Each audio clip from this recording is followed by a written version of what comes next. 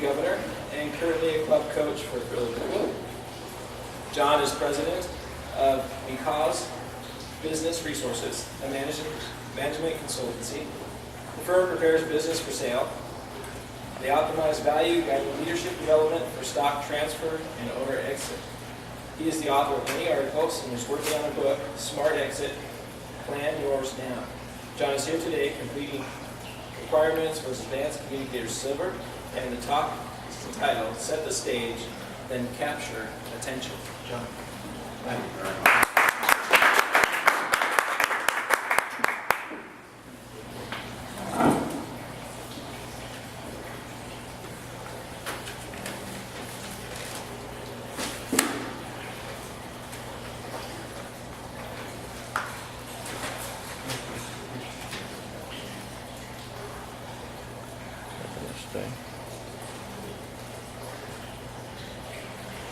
Visuals are of crucial importance.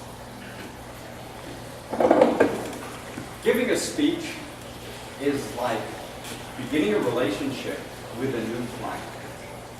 It's important that you understand who they are, tell them who you are, and why it's important that your message is going to influence their life and how they achieve their objectives. Now, beginning your speech is like having a good handshake and looking your new friend in the eye when you first meet them. Let's begin with the visuals.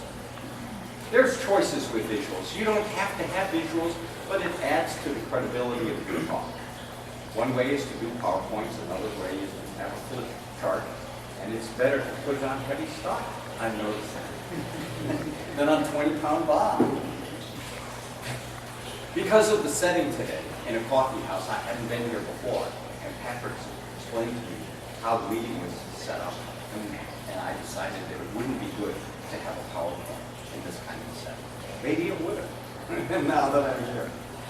But these are the kinds of decisions that you need to make when you're going to be speaking in an unusual club, and you go to a new setting. And that's one of the challenges about getting out when you're a Toastmaster, is going to other clubs. So let's look at these elements one by one, and I want to show you, this is the Better Speaker Series, and there's 10 talks in the Better Speaker Series, and this is a requirement of when you're going for your silver. And there's the Successful Club Series and the Better Speaker Series. So you can work, you need 2 speeches, one from either of them, or both from one of them. So this is the manual. And these are guided talks, so they're outline talks in which you use your own notes and your own ideas to build in. And you don't get credit in one of the other manuals because it's a guided talk. So the first thing is to prime your audience, and the introduction helps in doing that. It's important that you write your introduction down, give it to the person in advance so that they can look it over beforehand. Because there's nothing worse than someone who introduces you, who knows you personally, and they start telling funny stories about you. And you're like, oh, no, they're telling me that story? That's not a good way to be introduced. Or the person reads your introduction and they stumble over your introduction because you've made it unnecessarily complex or it's too long. So your introduction sets you up and introduces you and gives a way for the audience to understand who you are and what you're going to be talking about and why it's important. Now, you have to have eye contact. It's good to smile, to be enthusiastic. You want to build rapport with your audience. Okay, so this is way too small, I noticed.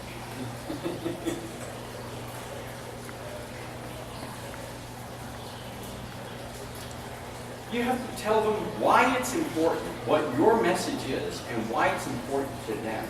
So you can do that in a number of ways. You can start with a startling statement. For example, in our business of exit planning, we say, do you know that more than 50% of most business transfers have a flaw, a significant flaw, and sometimes a fatal flaw? half of the transfers of businesses don't work in some major way. Maybe everything else goes smooth in terms of you get the asking price you're asking for, but you haven't set it up with your tax people right, so you lose a big chunk of it to taxes. So there are many, many areas that have to be paid attention to when you do a transfer. So this is one way to begin a talk, is you have a startling fact that you begin with. Another is you have suspense or curiosity. In other words, wouldn't it be wonderful to get to age 70 and have a balance in your retirement account that you really can live now for the next 20 to 30 years? Because guess what? You may be living for 20 to 30 years after you retire with no dramatic income due to your efforts. So you have to be prepared. We all have to be prepared. And you can tell a story. And one of the stories that I use is I'm writing a book. And my book is Smart Exit, Plan Yours Now. So telling a story is a wonderful way to engage people. It's one of the oldest and the most accessible ways that we learn and we come to understand things is through stories. You can use a rhetorical question. Wouldn't it be wonderful to be able to come and go in your business and not be shackled to your business at your desk? Now, many professionals learn to be a dentist, an attorney, an accountant, but unless they learn how to hire other accountants, attorneys, and dentists, and then manage those accountants, attorneys, and professionals, then all of their efforts are their efforts, and they are handcuffed to the business. So they have a dental lab with several assistants and a receptionist and a bookkeeper, and all those people are standing around waiting for the star to come in to perform. And if that's you, then that's a lot of stress. So that's a rhetorical question, an example of a rhetorical question. Can you set your business up? Can you imagine setting your business up that you can envision that it will work whether you're there or not? And then you have a business that has much greater value than if you are the star and the only person you can sell it to is another person who is an equal star to you. Because they're going to follow your act and they're going to have to be good because you've been doing it for 30 years and they're going to step into your shoes. So all of your clients are going to be expecting that new person to perform like you did. You can begin with a quotation. Quotations are very powerful. I built an entire greeting card line around quotations. Quotations are addictive. You read a couple of quotations and it's like, oh, that's so nice. You want to read more and more. And that's how our greeting card line. As people start looking from one to another, they're like, oh, that's interesting. Well, what's next? You can reference the occasion. Today is Monday. It's 6:20 in the morning. One thing I knew about this group is this was going to be a group of ambitious business people fundamentally. You've got to be ambitious to be here at 6:20. Now I know this because our group meets at 6:05. But we're a little lazy, we meet on Tuesdays. You guys meet on Mondays.